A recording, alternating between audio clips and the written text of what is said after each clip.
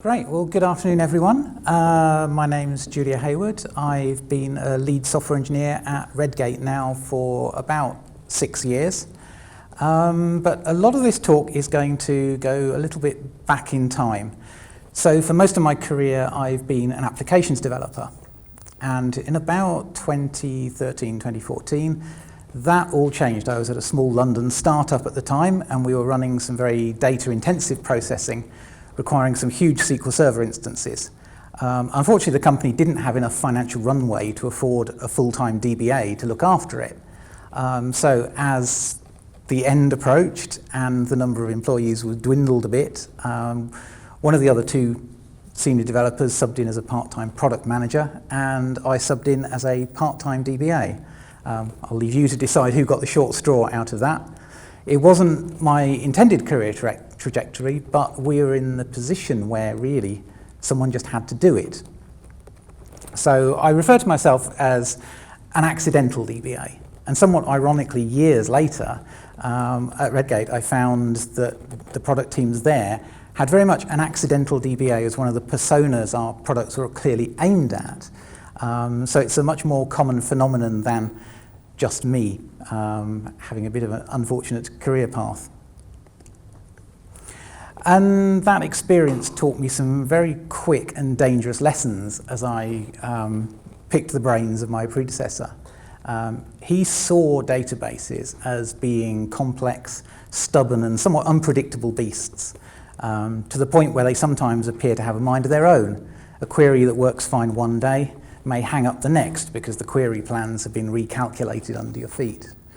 You've got incautious developers who are causing you headaches with naive and sloppy queries sometimes, and those who like using tools like ORMs to abstract away all their thoughts about the database are very much trusting their tools to generate sane SQL. And this wasn't a theoretical risk. One of my big discoveries early on was in a package called Rhino Security. I don't know if anyone remembers it. The idea behind it was to make really simple to add role-based security to a web application. In practice, when you used it, it could happily construct queries with 6 levels of nested selects, and that was potent enough to bring down a SQL Server instance. It also managed to defeat SSMS's query analyzer, so we really struggled to find what the problem was. And the message I took away was that the DBA's job is keeping a very close eye on your production database, applying little tweaks, a new index here, a reworked stored procedure there to keep the database happy. And my mentor saw himself as a database whisperer, if you like. And at the same time, we did do some things that we thought were right. So we were testing code on production. That was strictly off limits.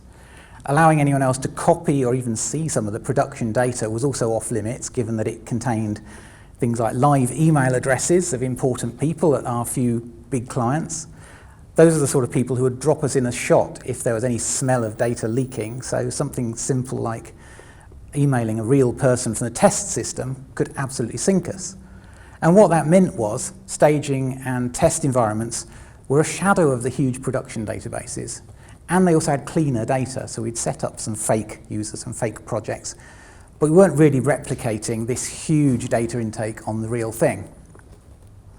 And what that led to for me was a very bad case of what I call deployment anxiety. We got this really hard as for contractual reasons. We could only deploy after 6 p.m. on a Friday, which is a nightmare in itself. So all our problems were eating into our weekends. And our nightmare was that there would be some subtle difference between environments, and the first we'd hear about it was when production collapsed in a heap and corrupted data. So really our database whisperer hadn't done us any favours. We'd got 2 very different databases, one which was mostly auto-generated by Entity Framework code first, although not entirely, and one was a data warehouse which was a pure hand creation.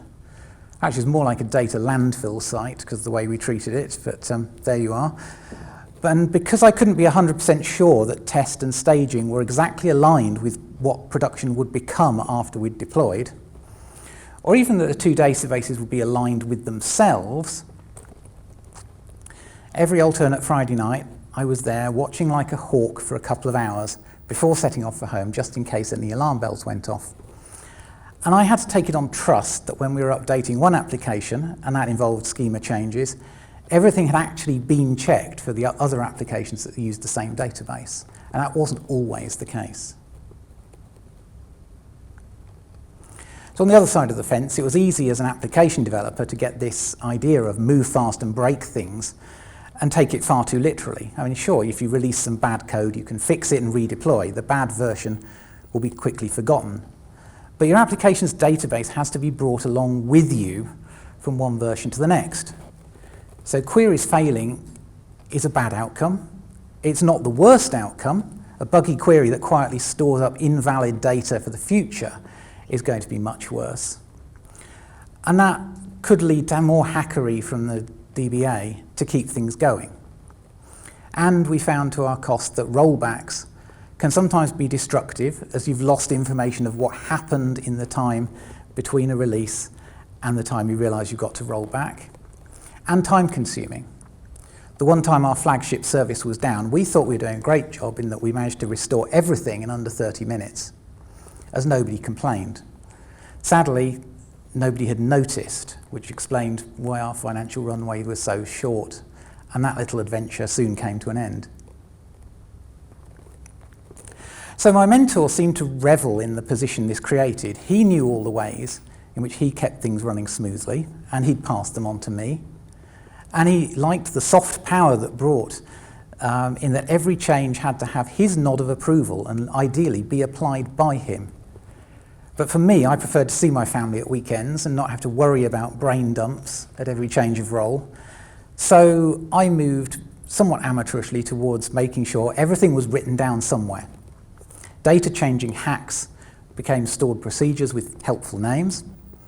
They and schema changing hacks were stashed away in source control alongside the entity framework code, so that we'd at least got a record. And it was great to be able to rehearse that moment of meeting my successor and saying, well, everything you need to know is not in my head, it's in SVN.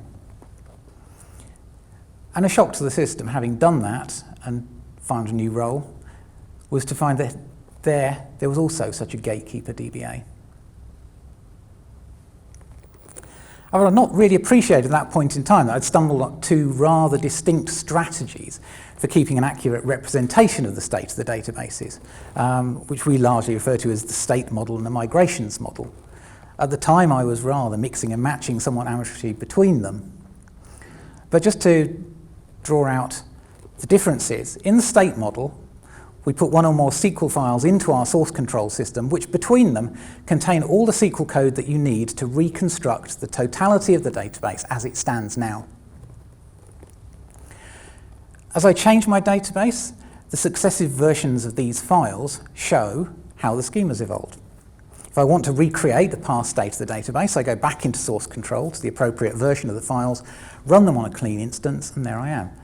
You can store one huge file which creates all the objects in the correct order, or one file per object, and rely on convention, either in the files or the structure, to create everything in the right order, or maybe a bit of mix and match between the two. And you can insert static data too that way. So in contrast, the migrations approach, we have collections of script files, each of which contains the SQL necessary to evolve the database schema from one state to the next. So the first one is very much a big create everything to get started, and then beyond that it's progressive small changes. This means that with each change to the database that we make, we collect more and more files, but the files themselves don't change with time. If I want to recreate a past state, I take all the files, run them in turn in the correct sequence on my clean database instance until I get to where I want to go. And it's also possible to write a complementary set of scripts to regress the database backwards in time, although sadly that can't magically recreate any data that was dropped in the process. Which is best? Well, with hands-on experience, I tend to lean quite heavily towards the migrations idea. The state model wins if you need to take the textual representation of your database and compare it against an existing live one. If all you have is migrations, then you need to replay them all on a database in the background to see their cumulative effect. Migrations involves more files, although file storage isn't that expensive these days. It needs some sort of convention for sequencing them and more time to spin up a database schema on a clean instance, so you're taking a lot more roundabout route to get there. But the big gain of the migration idea is having an immutable and accurate picture of how the database got to where it is. And you can include little data fixes into the mix. They just act like any other piece of SQL that you've run on the database itself. And it feels easier to win over your rather reluctant DBA as long as you can prise him away from a live connection and get him to submit these ad hoc changes that he makes as part of daily life through a process. Then they simply drop into the sequence of migrations.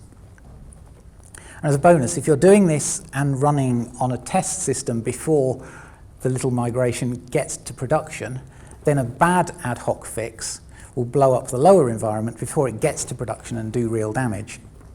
Again, that's not a theoretical risk. I've watched over the shoulder of a colleague who was trying his best to fix up a little problem and managed to turn it into a much bigger one by simply not highlighting the where clause when executing it in his environment. And the other big win for the migration side, and this is going to come back later, is that it's very easy now to create a record of the database's evolution in the database itself. There's quite a lot of tooling on the market which will do this for you straight out of the box. But if you're doing homebrew, then it's straightforward either for your process to add a row as it runs, or for the migrations themselves to contain an insert statement that pops a row into your audit trail. So now you've got all changes to your database applied via an auditable process. You can rest easier knowing there's not so much critical knowledge in the DBA's head, and you've got this quite clear picture of what state your database is in and how it got there. So our databases are now rather more predictable in that we know what's there, but we haven't yet connected this knowledge back to our applications. So when I start talking about API, what do I mean by an API? Most of us will think of it as being the public definitions exposed by code in a library, a web service, or similar. What you see here has come straight from Wikipedia, and it's rather all-encompassing. When you think about the API of a SQL connection to a database, you've got a rather awkward problem there, in that, in terms of the code objects, you're passing a string in, which you don't have a lot of insight about what it will do. What you get back is a result set. It's a strongly typed collection of tables. But you don't know until you've got it in your hands exactly what those types are. So when you're writing database code, the compiler won't save you if the query you make and what you try and get out of the output don't match up. So I thought, in its essence, really an API is a collection of promises. Each promise defines a way of forming a request. So if my code makes that request to whatever, a library, a service, a database, what comes back will be a corresponding well-formed response. And that response is defined by the request that you've made. If my request isn't well-formed, of course, then you can expect an error, although as we haven't kept our side of the bargain, it's not defined, it's not something we can rely on. So if I send a set of SQL statements to a database, in the knowledge that I've constructed them correctly, I should be able to predict what well-formed response I get to each one. So every object in the database is making a load of implicit promises in that it represents a family of valid queries that I can make. So it constructs the query correctly, a well-defined result set comes back. that result set will correspond to the definitions of the tables that we've just queried. There's no guarantees about the values of the data that will be in it, of course, but the structure is predictable and fixed. And the promises apply to what comes back from your request. It's not enough to know that you've made a valid request. What you end up with is this thing where you're going to have to read out data elements by name or by index. So you need to know where they are in the structure. You need to know what types they are. You need to know what they've been called, as if you're reading by name, and read them with an appropriately typed reader. So clients can and should be careful in exactly what they ask for. But those of us who actually have the responsibility of looking after the database can help an awful lot in this way, in that we can minimize the number of surprises that come along. We've got a risk here. We don't see so often between applications and code libraries because the compiler is doing a lot of the work for us. Database promises aren't checked when we compile our application. And even worse, we have no guarantee that the test database that we're developing against is going to be in the same state as the live database it's eventually deployed against. In principle, an administrator can just fire up an IDE and make a query which permanently breaks our application. However well intended that is, there's always that risk hanging over us. And so, combining the idea of tracking up the versions of our schema, we thought, well, why don't we then take another concept out of a lot of application development, and that's semantic versioning. I had to drop in at least one XKCD picture here. Most modern software is comprised of a huge number of independent components. And there's always the potential for breakage at any one of those interfaces. And as far as I was concerned, when I had my DBA hat on, the database is that one right down there at the bottom. If you mess that up, then everything above it is always going to come crashing down. So most of us who've done application development will be quite familiar with the idea of package managers doing their thing. With millions of packages updating each day, we could have absolute anarchy if we simply tried to adopt the very latest version of everything without casting some sort of critical eye over all of them. Package managers will hide a lot of the detail, but essentially they're trying to avoid unnecessary breakages by relying on the packages themselves to provide enough information to make sensible decisions. Now I've got a screen grab here, I think it's npm, and you can see it's already starting to hint at where we're going, in that it labels all the different updates that it can see with colours. So green is a nice safe one, yellow is maybe you need a little bit of care here, and red is danger, Will Robinson. This one could cause you a problem. The information is carried in the version number if our packages or package authors are using semantic versioning. So it's a convention where the version numbers we use are chosen to carry information about the API and how it's changed in terms of its compatibility with its clients. It's important to emphasize it's only a convention. You're free to break it anytime you like, but there's the risk of upsetting the people who are depending on you. And how you go about using the convention determines whether clients are reluctant to take an update that they should, or whether they're blasé about taking an update which might break things. So very quickly, for those who haven't seen it before, if you're making a change which isn't externally visible, so a lot of bug fixes and the like fall into this category, we signify that by simply bumping the last digit of our version. So these are, in theory, innocent things.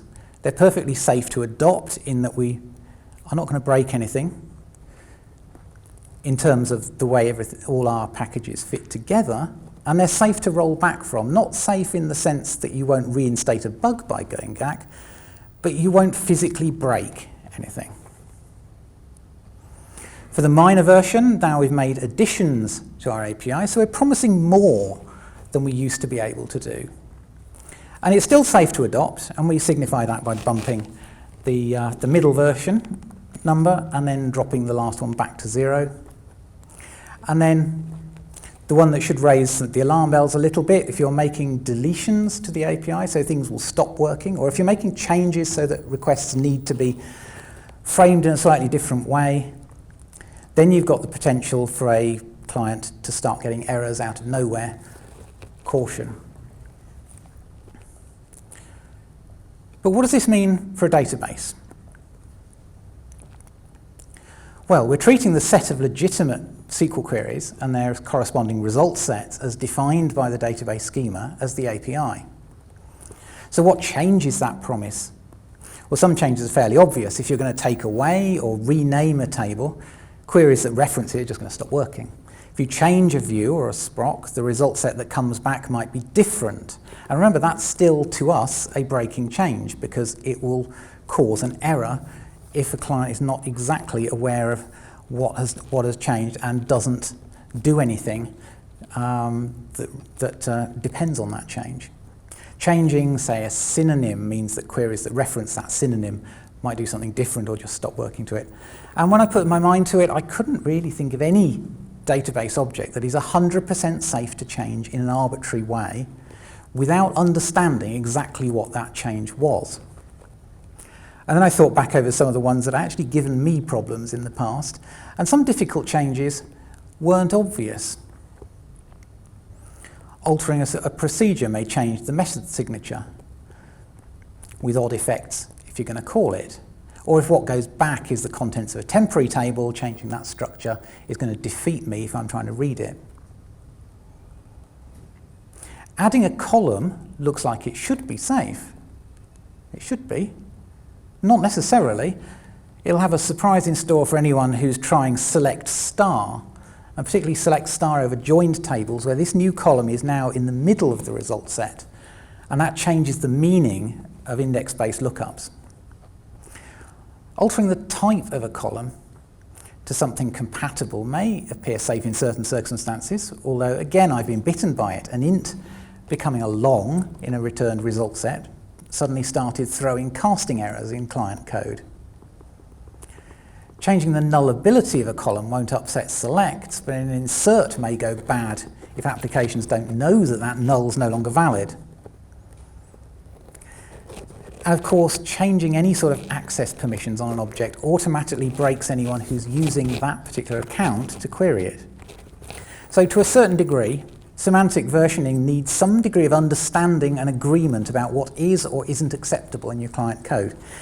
If you know your applications are confined to use a specific database account, or your coding standards forbid select star and other rather loose practices, then you can relegate some changes from being dangerous to being relatively innocuous.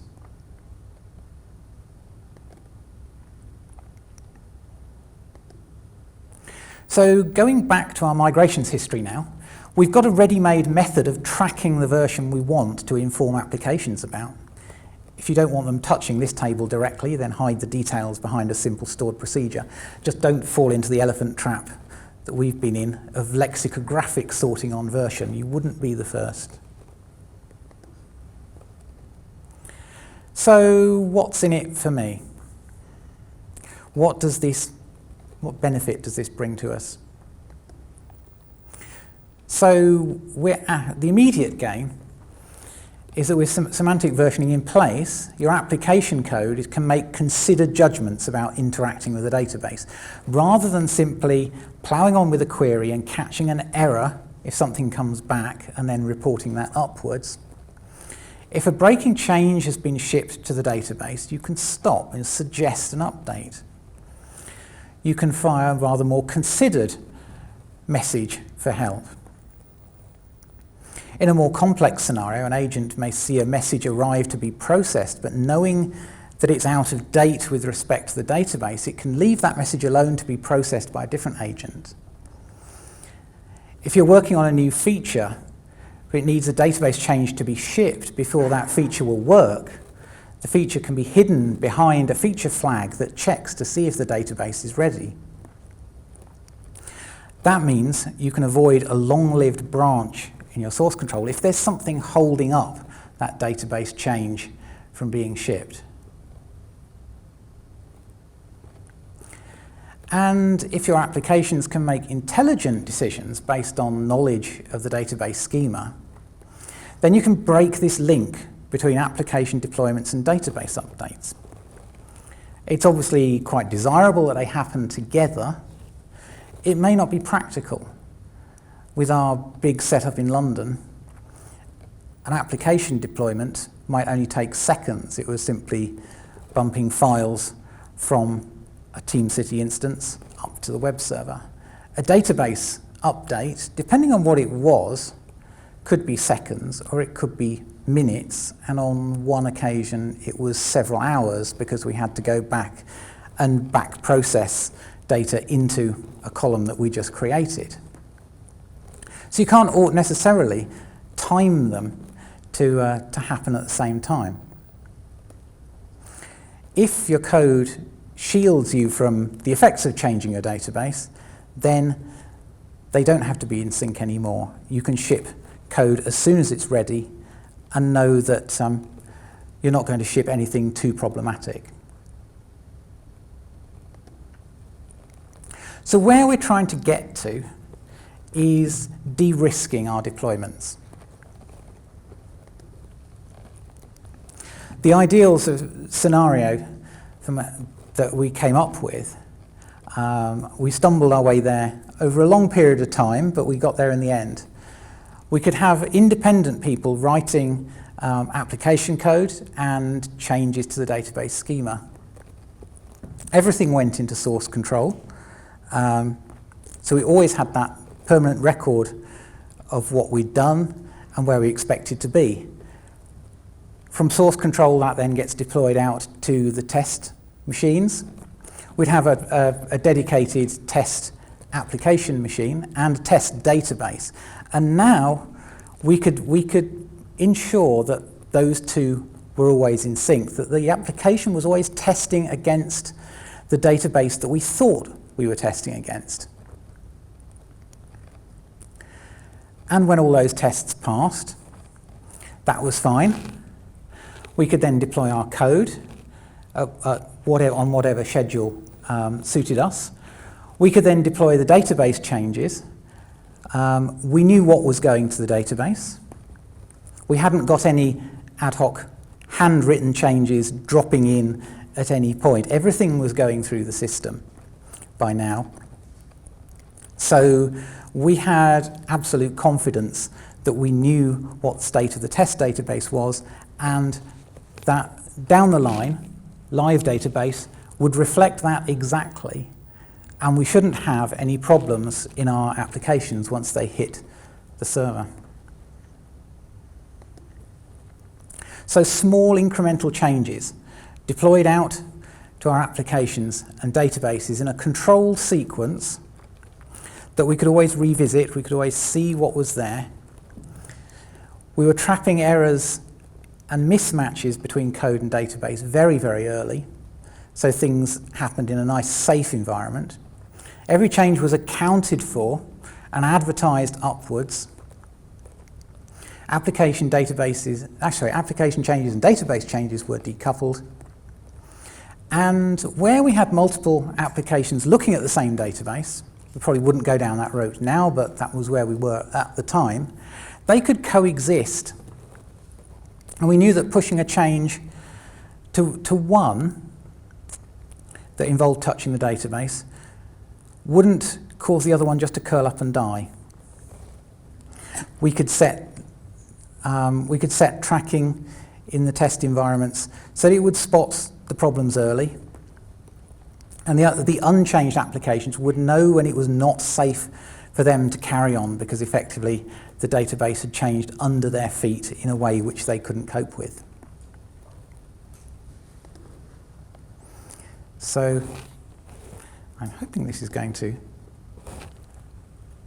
hold on. So I thought, let's do a little proof of concept just for today, because we've got a little bit of time remaining.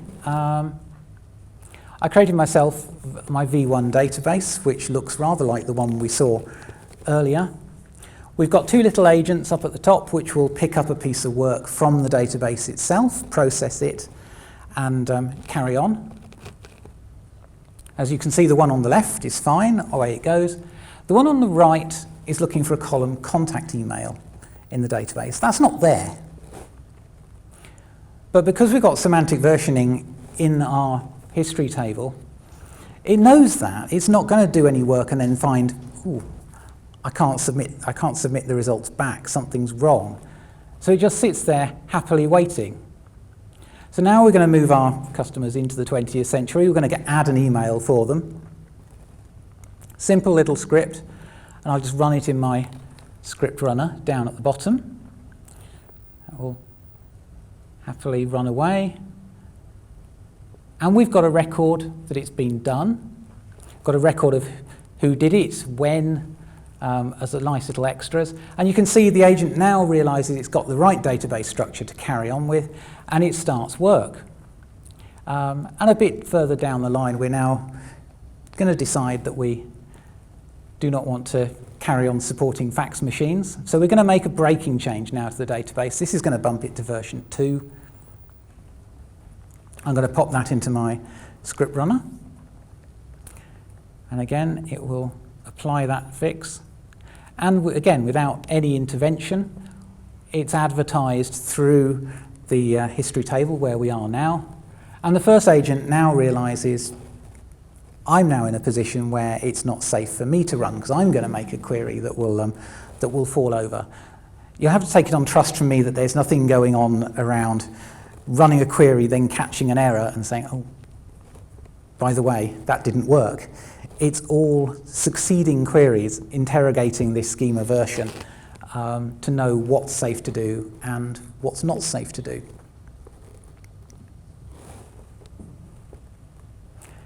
And there we are. We've managed to deploy an update, essentially, without even taking the processing, the overall processing down for any amount of time. So we've essentially got to the end of the story at this point. So in a nutshell, source controlling the schema definition as text files is a great practice because you now know what's in your database. Versioning your schema semantically then lets your code know what's in your database. And if you've got both those things, then hopefully there won't be too many nasty surprises in store for you at deployment time. So that's it. Thank you very much. And I believe we've got some time for questions if there are any.